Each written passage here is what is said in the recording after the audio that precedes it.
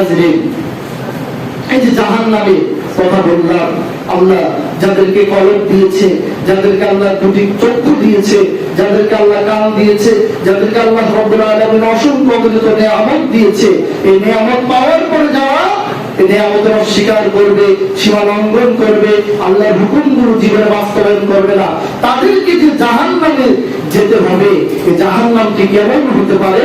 সূরাতুন নাবা 30 নম্বর পারায় অবস্থিত সূরাতুন নাবায় আল্লাহ রাব্বুল আলামিন ইরশাদ করেছেন।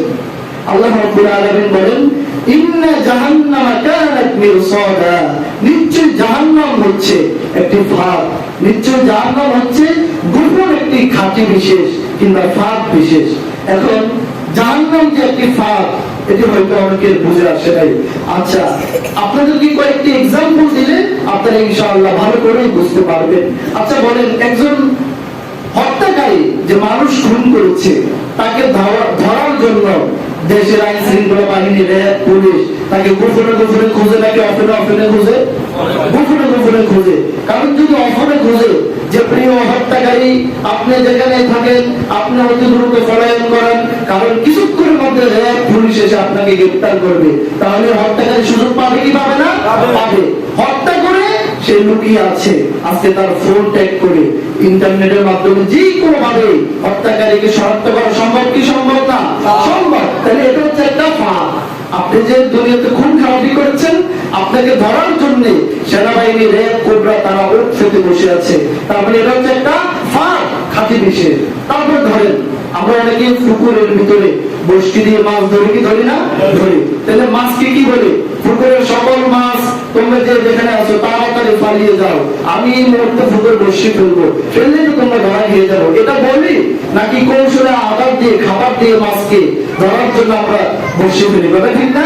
তাহলে কি করি? পুঁটি মাছ, তেলাপিয়া মাছ, নাইলোটিকা মাছ, তারা মনে করে যে আমার পুকুরের মালিক খুবই ভালো, আমাকে প্রতিদিন খাবার দেয়, কিন্তু যখনই সেই খাবারের মুখ দিল, সাথে সাথে পুকুর থেকে চুলের ড্যাগের ভিতরে চলে আসছে, পাতিলে চলে আসছে, ঠিক না? তাহলে বর্ষিটা তার জন্য ফাঁদ, বর্ষিটা তার জন্য কি? গোপন একটি ফাঁদ। এইভাবে করে আমরা অনেক সময় আমাদের বাসা বাড়িতে ইঁদুরকে আমরা শুটকি দিতে চাই, শুটকি দিয়ে ধরতে চাই, আলু দিয়ে ধরতে চাই কি চাই না? এটা কি তাকে খাবার হিসেবে দিচ্ছি নাকি ধরার জন্য দিচ্ছি? ধরার জন্য দিচ্ছি। তাহলে এগুলো হচ্ছে ফাঁদ। আমরা কৌশলে আপনার এগুলোকে স্বীকার করছি। আপনি পিস্তল দিয়ে অনেকে বড় স্বীকার করে, তারপরে আরো অনেকভাবে আমরা পশু পাখি এগুলো কি করে থাকি?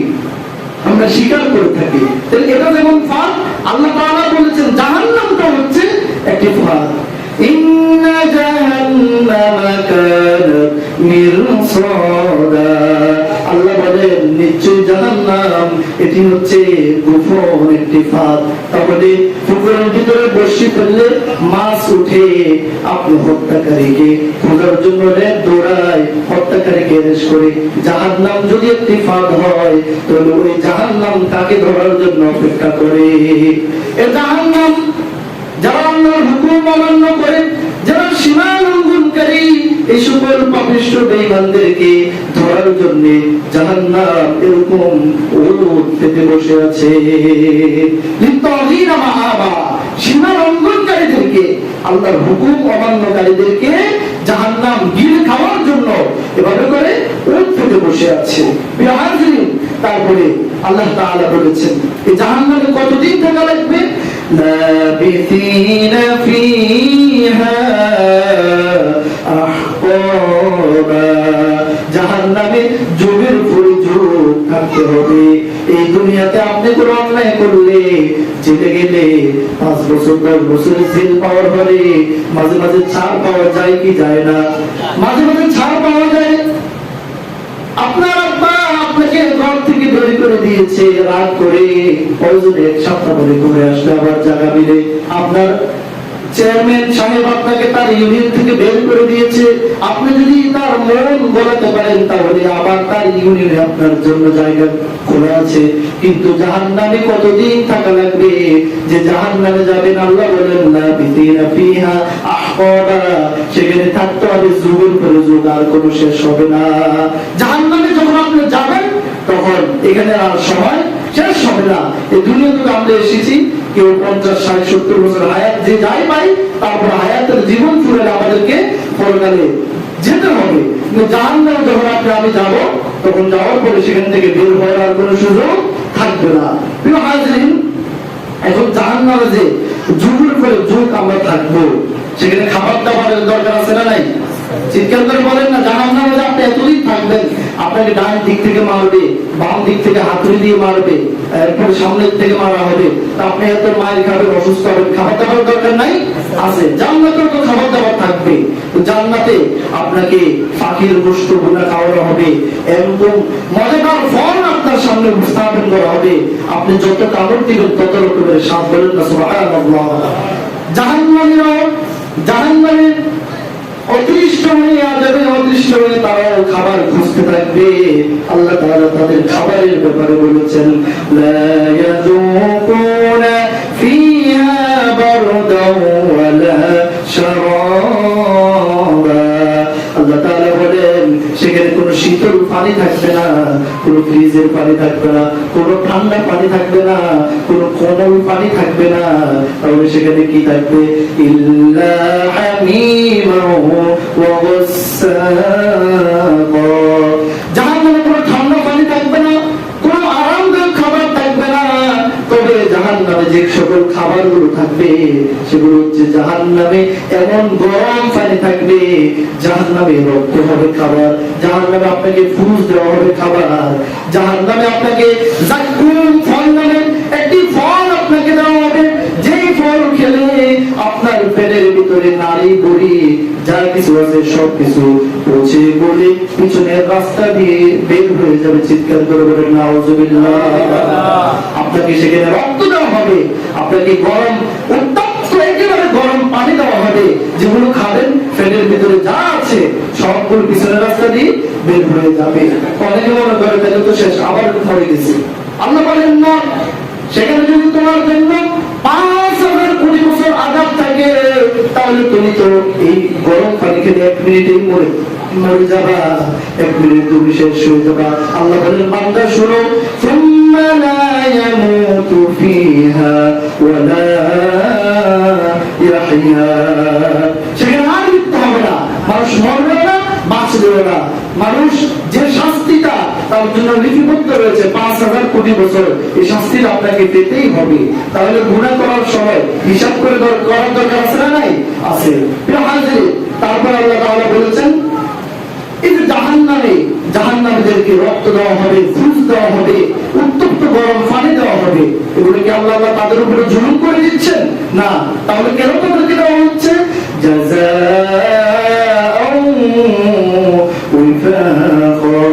এগুলো বান্দার কর্মের প্রতিফল হিসেবে দেওয়া হচ্ছে।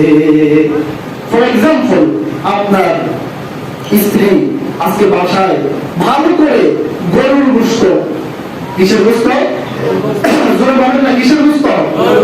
গরুর গোশত রান্না করেছে। যে আমার স্বামী এবং আমার হাজবেন্ড, তারা কি করবে? জুমার নামাজ পড়ে এসে তারা খাবার দাবার গ্রহণ করবে। এখন আপনি যদি গিয়ে বলেন যে ওগো আমার প্রিয়তম স্ত্রী, আমাকে আজকে শাক দিয়ে ভাত দাও, ডাউল দিয়ে ভাত দাও, এগুলো কি দেওয়া সম্ভব হবে? সম্ভব হবে না, কারণ সে রান্না করেছে কি? গরুর গোশত। তো ঠিক তেমনি ভাবে আপনি দুনিয়াতে এক ওয়াক্ত নামাজ পড়েন নাই, বলেন নামাজ না পড়লে কি হবে? আমার তো ঈমান তো ঠিক আছে, নামাজ না পড়লে কি হবে? আমার পূর্বপুরুষ তো মুসলমান। আপনার একটি আম গাছ লাগিয়ে আপনি যেমন জাম ফুলের আশা করা যায় বোকামি, আপনি আমল না করে জান্নাতে যাওয়াটাও ঠিক তেমনি ভাবে বোকামি। আল্লাহ বলেছেন, এগুলো আমি কারো প্রতি কোনো জুলুম করবো না, কারো প্রতি আমি কোনো ব্যবচার করবো না।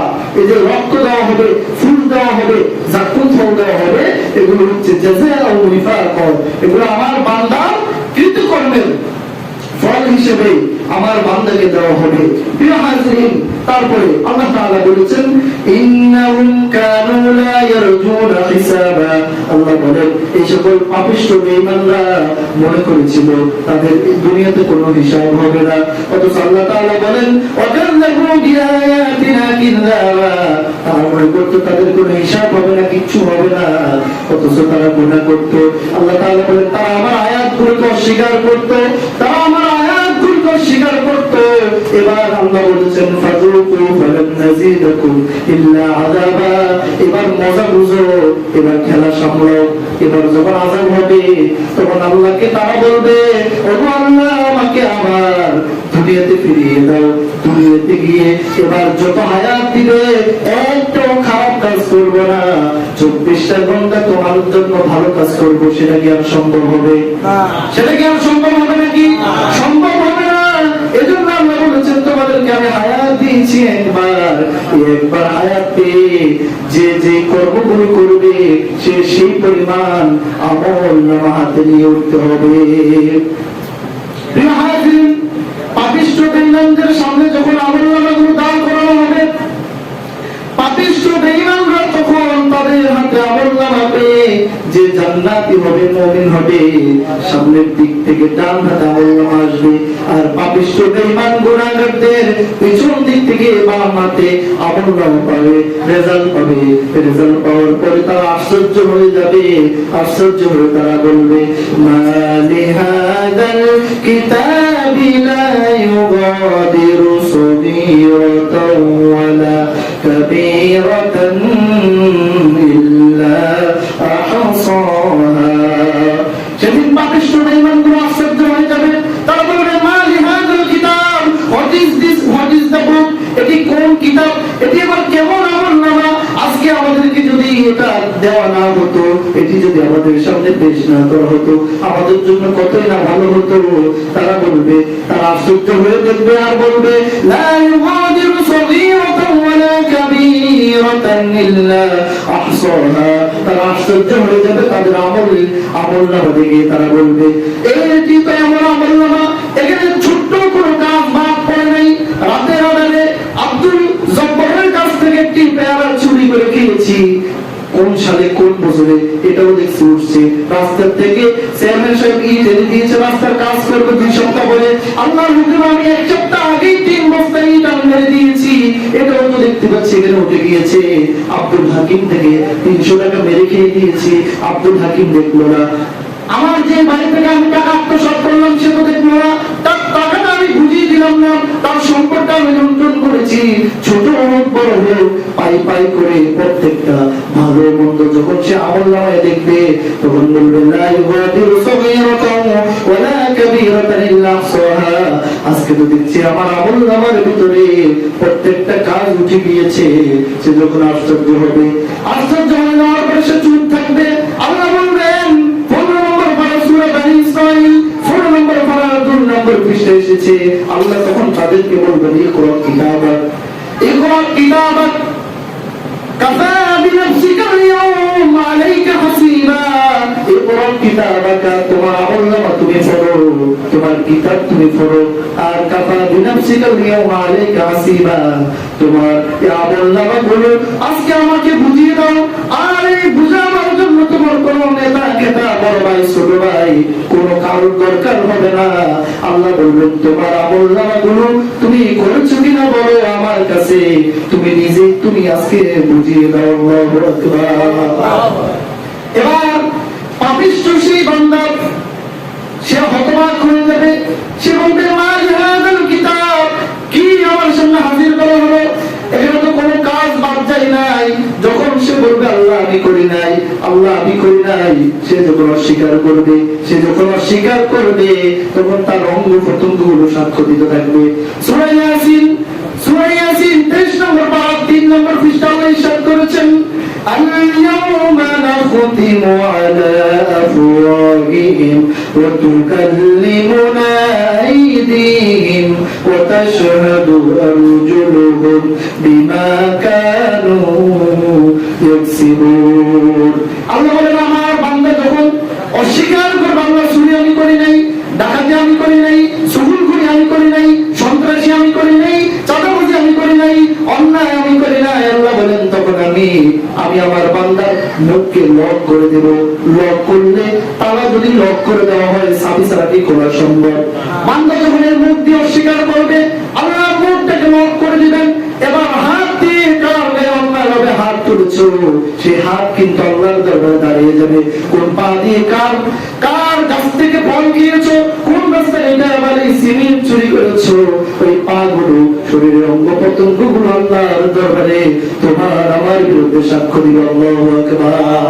তাহলে অন্যায় করে বাঁচার কোন সুযোগ আছে না। আজকে আপনার নেতাকে আপনি ফাঁকি দিতে পারবেন, নেতা দিয়েছে 20,000, যাও আমার এলাকায় বিলিয়ে দাও। নেতার টাকা এলাকা আসতে আসতে 15,000 মাইনাস হয়ে স্পেশাল ভাবে 5,000 টাকা চলে এসেছে। কথা ঠিক না বেঠিক? নেতাকে ফাঁকি দেওয়া যাবে, স্বামী তার স্ত্রীকে ফাঁকি দিতে পারবে, সন্তান তার বাবা মাকে ফাঁকি দিতে পারবে, তারপরে নেতা তার প্রজাদের থেকে ফাঁকিবাজি দিতে পারবে। কিন্তু এমন একজন মালিক আমাদের আছে, আল্লাহর কাছ থেকে কিঞ্চিত পরিমাণ কোনো কিছু লুকাবার কোনো সুযোগ আছে নাকি? আল্লাহর সামনে যখন দাঁড়িয়ে যাবে, দাঁড়িয়ে যাওয়ার পরে বান্দা যখন অপরাধী হয়ে সাব্যস্ত হবে, এবার আল্লাহ বলবেন ওই পাপিষ্ঠটাকে ধরো,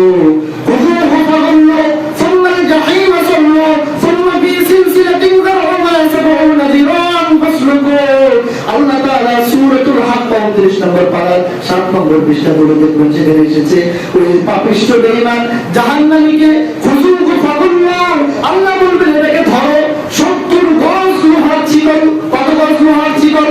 70 গজ লোহার চিকন দিয়ে এটাকে বাঁধো, বেঁধে কুকুরকে বিড়ালকে, আমরা মাঝে মধ্যে ছোট বাচ্চারা গলায় রশি দিয়ে টানা হেঁচড়া করে, কি করে না? আল্লাহ বলবেন খুজুহু ফাগুল্লাহ, এই নাফরমানটাকে ধরো, সীমা লঙ্ঘনকারীটাকে ধরো, 70 গজ চিকন দিয়ে বেরি ফরিয়ে দাও, গলা হাতে পায়ে বেরি ফরিয়ে দাও, আর হেঁচকা টান দাও, টান দিতে দিতে আমার জাহান্নামে নিয়ে যাও। আল্লাহু আকবার। প্রিয় হাজরিন, গত সপ্তাহে আমরা বলেছিলাম এটি হচ্ছে চিরন্তন সত্য, এই পৃথিবীর শুরু থেকে এই পর্যন্ত এবং কিয়ামত পর্যন্ত সর্বশেষ যারাই আসবে সবাইকে রব্বে কারীম একত্রিত করবেন। অনেকে হিন্দুরা, বিভিন্ন ধর্মের লোকেরা মনে করে যে আমাদের নেতাকে তো, আমাদের লোকগুলো তো, মানুষগুলোকে তো আমরা পুড়িয়ে ফেলেছি, কোথায় চিতাই খোলায়, শাসন খোলায়, তারপর আমরা বিভিন্ন জায়গায় সংস্কার করেছি, সুতরাং এটাকে আল্লাহ আর খুঁজে বের করতে পারবে না। যে আল্লাহ তাআলা এক ফোঁটা নাপাক পানি, যেখানে আমার আপনার কোনো অস্তিত্ব নাই, এক ফোঁটা নাপাক পানি যেটা দেখা যায় না, এমন ক্ষুদ্র নাপাক পানি থেকে আল্লাহ তাআলা যদি আমাকে আপনাকে তৈরি করার পরে আপনি যদি আলম সরকার সাহেব হতে পারেন, আপনি যদি সুজন সাহেব হতে পারেন, আপনি যদি সভাপতি তৈরি হতে পারেন, আমি যদি ইমাম সাহেব তৈরি হতে পারি, আমাদের কোনো অস্তিত্ব ছিল না, আমাদেরকে আল্লাহ কি থেকে জিরো থেকে কিভাবে হিরো বানিয়ে দিলেন, কিভাবে 3.5 লাখ বডি দিলেন, কিভাবে 2টি চক্ষু দিলেন, কিভাবে আমাদেরকে হাত দিলেন, পা দিলেন, যে আল্লাহ এই পানি থেকে আপনাকে আমাকে বানাতে পারে, সে আল্লাহর পক্ষে চাইলে আমাকে আপনাকে হাজির করা কি কোনো সময় আপনাকে বলেন? কোনো ব্যাপার না। আল্লাহ তাআলা আমাদেরকে হাজির করবেন। আল্লাহ বলেন 16 নম্বর পারা 12 নম্বর পৃষ্ঠা, মিনহা খালাকনাকুম ওয়া ফিহা নুঈদুকুম ওয়া মিনহা নুখরিজুকুম তারাতান উখরা।